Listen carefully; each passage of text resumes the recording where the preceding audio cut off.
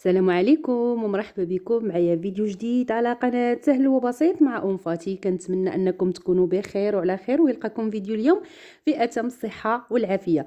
اليوم ان شاء الله غادي نحضروا مع بعض سيجار معمر بواحد الحشوه.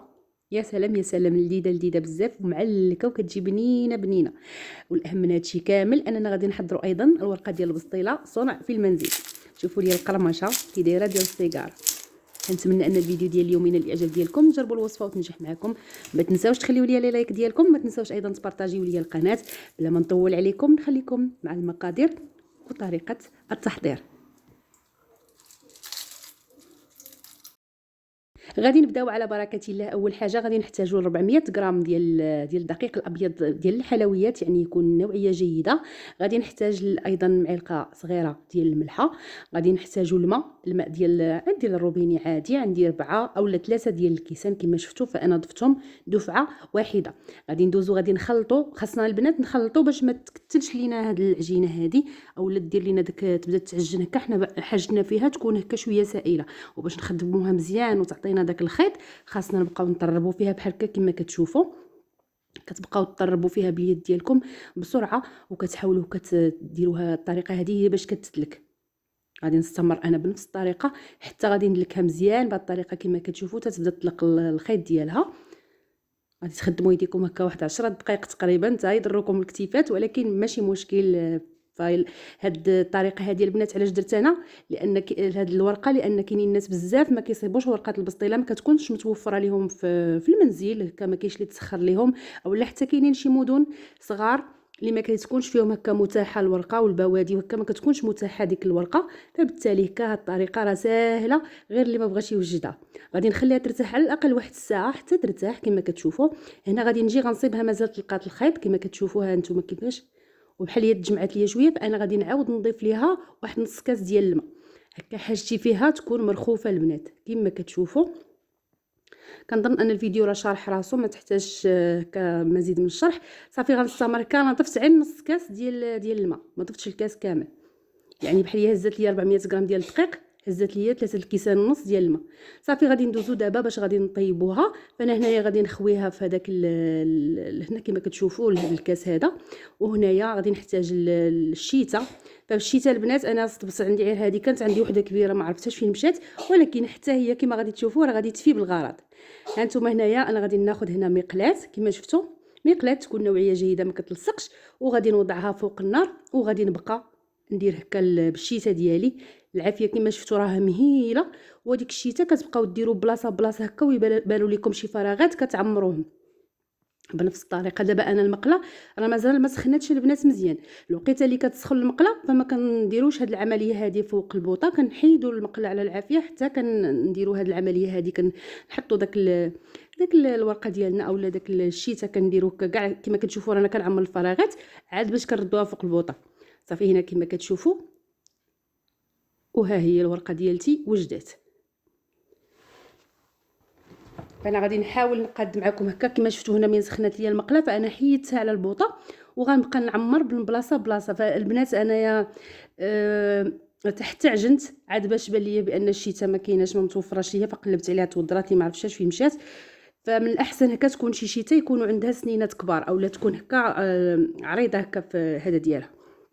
كما كتشوفوا غادي تبقاو ديروه هكا تعمروا المناطق، ومن بعد كتوضعوها فوق البوطه وكتخليوها هكا غير كتبان لكم البوطه كما شفتوا راه مهيله. فاش كتنشف هكا كتبقى تقشر هكا من الجناب كتحيدوها. غنستمر انا بنفس الطريقه. فاش كتحيدوها البنات من هكا من المقله كتدهنوها بشويه الزيت، ضروري كدهنوها بشويه ديال الزيت باش هكا ما تقروش لكم وما تخسرش لكم.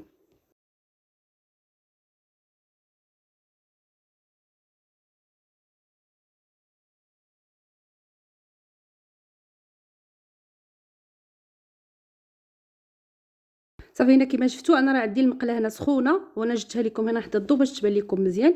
فكما كتشوفوا كتبقاو تعمروه هكا الفراغات بشويه بشويه، وانتم كتعمروه هكا الفراغات حتى كتعمروا ديك الفراغات مزيان. كما قلت لكم فاش كتكون الشيته كبيره فراه كتعمروا بلاصه كبيره. انا كما شفتوا الشيته راه غير صغيره البنات، ورغم ذلك رانا قضيت بها الغرض. صافي هنايا بنفس الطريقه هانتوما البلاصه اللي كندير البلاصه ما كنعاودش نديرها، كننتقل لبلاصه اخرى وكندير ثاني بالشيته حتى كتعمروا هكا. وتحاولوا تركزوا على الجناب باش ما تجيكمش رقيقه من الجناب وتبقى كتبقى تقطع لكم الجنيبات هكا. حاولوا تدوبلوهم، كديروا المره الاولى والمره الثالثه تبغيو تحطوه هكا فوق البوطه وتعاودوا كدوروا من الجناب باش هكذا ما يتقشروش لكم وما يبقاوش هكا يتفرتوا وتقسم لكم الورقه ديالكم. كنتمنى انني نكون شرحت لكم مزيان وتكونوا فهمتوا. صافي غنستمر انا بنفس الطريقه حتى غادي نكمل هذه الورقه ديالي كامله كما كتشوفوا.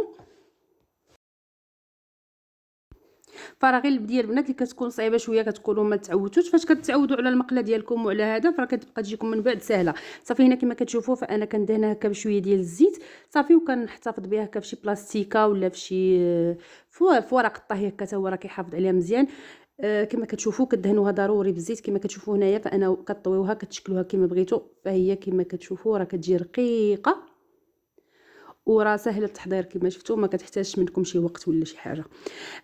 صافي انايا من بعد ما غادي نكمل الورقه ديالي كامله غنستمر بنفس الطريقه حتى نكملها، وغادي ندوزو دابا باش غادي نحضروا مع بعض الحشوه باش غادي نعمروا هاد الورقه ديالنا.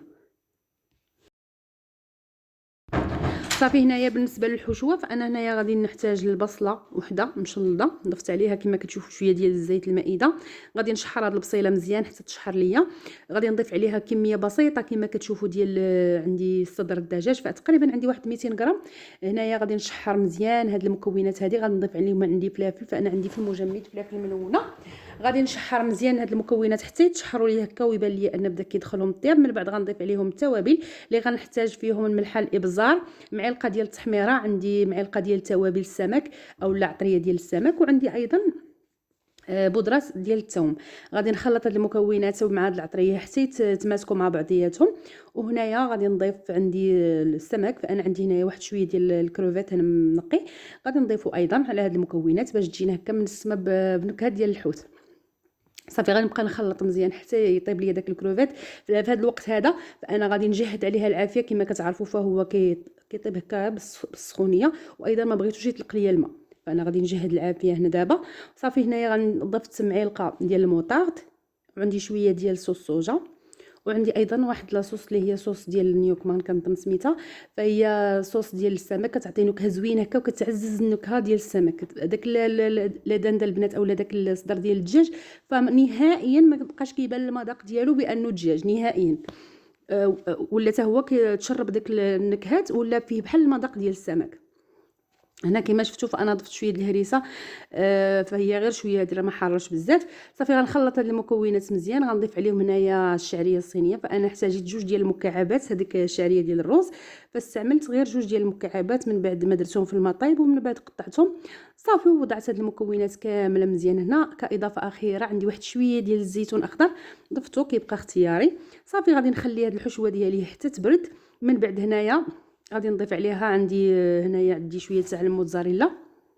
فطبعا هاد الاضافه ديال الموتزاريلا كتبقى اختياريه، بغيتو تضيفوها ضيفوها، ما بغيتوش تضيفوها فانا بغيت غير ديك التعليكه هي اللي كتجي فيها زوينه هكا. الا كانت متوفره ما متوفراش ماشي مشكل. صافي هنايا كما كتشوفوها الورقه ديالي كنوريها لكم من بعد ما كملتها. هنايا دابا غادي ندوز نبقى نعمر السيجار ديالي كما كتشوفوا. كل ورقه كنعمرها بالكميه اللي بغيت، وكنسد هكا بهذاك الخليط ديال الدقيق والماء كنسد به السيجار ديالو. كما كتشوفوا راه ناجح مليون في المئة. هاد الورق هذا دائما الجهه الحرشه من الفوق كنعمرو وكنبقاو نلويو هكا حتى كنتحصلوا على السيجار. بالنسبه للكميه طبعا راه على حساب الحجم ديال الورقه ديالكم، بغيتو ديروهم حتى بريوات ديروهم، بغيتو ديروهم بسيطلات صغيورين فاللي بغيتو ديروه. صافي هنا من بعد ما كملت الكميه ديالي كامله كنخليها تنشف هكا واحد نص ساعه واحد شويه صافي. ومن بعد غادي ندوز باش غادي نقليها في زيت اللي هو سخون، فانا كنسخن الزيت مزيان. من بعد كنرد العافيه اللي كتكون متوسطه وكنبقى نقلي في لي سيجار ديالي حتى نكملهم. بغيتو تدخلوهم في الفران فطبعا كتزيدوا دهنوهم مزيان بالزيت وكتدخلوهم الفران اللي كيكون سخون. من بعد كتردوهم العافيه متوسطه باش يطيبوا لكم حتى دوك الطبقات اللي لداخل، يعني باش ما تجيكمش شحال محمره من برا وخضره من الداخل، كتخليوهم حتى يطيبوا على خاطرهم. ومن بعد غادي نتلاقاو باش غادي نشوفوا الشكل النهائي ديالهم.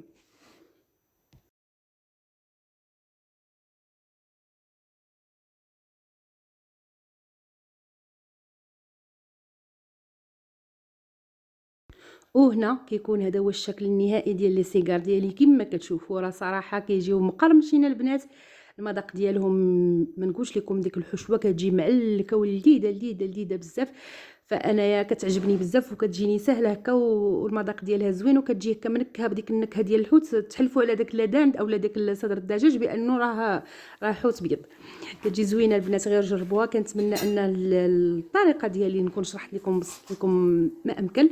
فانا كما قلت لكم هاد الورقه كننصح بها الناس اللي ما عندهمش منين يتقداوها، كتكون بعيده عليهم.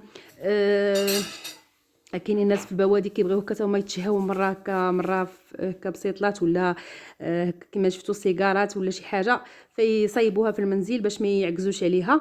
انا غنسمعوا القرمشه ديالها كيفاش كتجي البنات. فرا كتجي مقرمشه، كتجي لذيذه لذيذه بزاف. غير جربوها ما غاديش تندموا. كنتمنى ان الفيديو اللي قدمت معكم اليوم ينال الاعجاب ديالكم، تجربوا هذه الوصفه وتنجح معكم. بالنسبه قبل ما نسالي، بالنسبه لطريقه الاحتفاظ فهذه ماشي ممكن تحتفظوا بها في المجمد نهائيا لانها ما كتصبرش البنات. فانا قبل ما نديرها معكم راه انا جربتها وراه ما كتبقاش في الفريغو زوينه، كتولي كتقطع فاش كديروها في الفران كتفرقع اولا في المقله ثاني كتفرقع، يعني ما كتصبرش بحال الورقه اللي كنشريو ولا اللي كنتقداو من برا. كنتمنى انني نكون شرحت لكم مزيان. غادي نقول لكم شكرا لكم جزيلا الشكر على المشاهده والى فيديو اخر ان شاء الله. سلامه.